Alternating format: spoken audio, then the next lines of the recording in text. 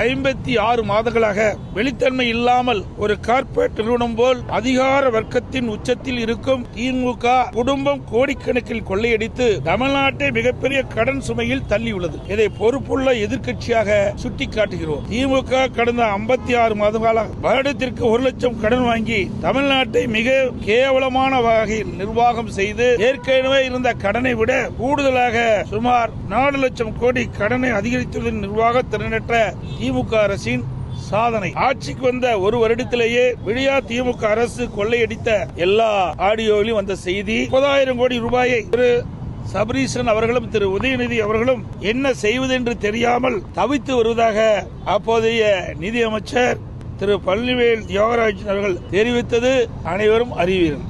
ஒரு ஆண்டுக்கே இவ்வளவு என்றால் இந்த 4.5 ஆண்டுகளில் எவ்வளவு கொள்ளையடித்திருப்பார்கள் என்று கணக்கிட்டு பாருங்கள். ஊழல் செய்வதை தவிர இவர்கள் தமிழக மக்களுக்கு எந்த நன்மையும் செய்யவில்லை.